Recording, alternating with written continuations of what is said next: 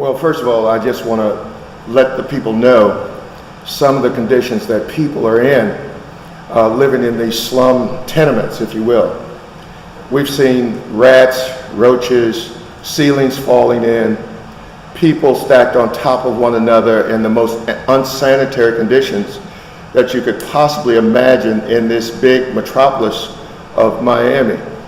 And so I think that the proposal that the Miami Workers Center has brought forward is a humanitarian proposal, as well as something that is significantly needed in these communities where most of the housing stock is completely depreciated. And some of the housing that we're talking about is the worst of that which is already depreciated. And I can tell you that most of the housing doesn't even have kitchens. The things that we take for granted, the availability of the bathrooms, working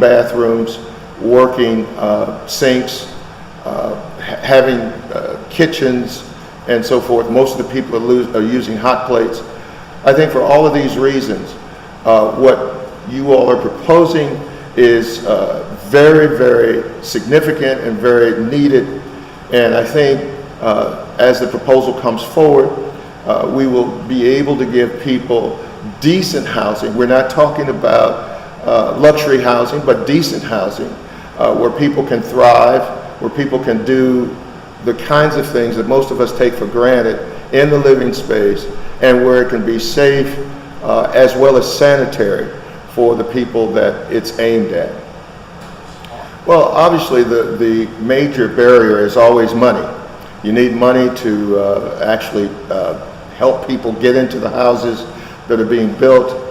But I do think that the fact that the land trust will own the land in perpetuity, and because of the relationships that it has with the owners, it will be able to dampen the speculation that typically comes along with owning one's own house.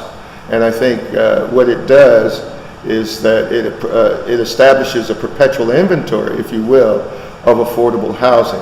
And so I think the mechanism that the land trust uses by always having the land and then replenishing funds that are made available to people who want to have homes, I think is a good one, and it certainly is not a part of the typical market that we have, but it is one that is sorely needed inside communities like the ones that we're trying to serve.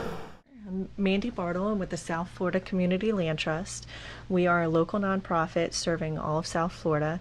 We've got a mission to both provide and preserve quality, sustainable, affordable housing in our community.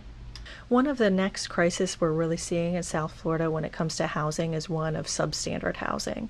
A lot of these homes have deteriorated during the recession, and we had investors come into the market that aren't bringing them up to date, up to code, up to quality standards. So what's happening is a lot of people, especially those that are very low income or even extremely low income, are forced to live in substandard conditions. So what we need is a new revenue source to try and house these people and fix the homes that are out there. So this is an opportunity to provide a revenue stream and actually improve the housing stock in Miami-Dade County. My name is Marta Zayas, and we're a grassroots effort that decided to start a group called Friends of Little Havana on Facebook in order to be able to preserve and protect and promote our neighborhood. I think that proposal is exactly what we need, especially in low-income areas, places like Little Havana. It'll protect all of the community members against slumlords, it'll protect against inaccessible rents, and it'll protect against gentrification.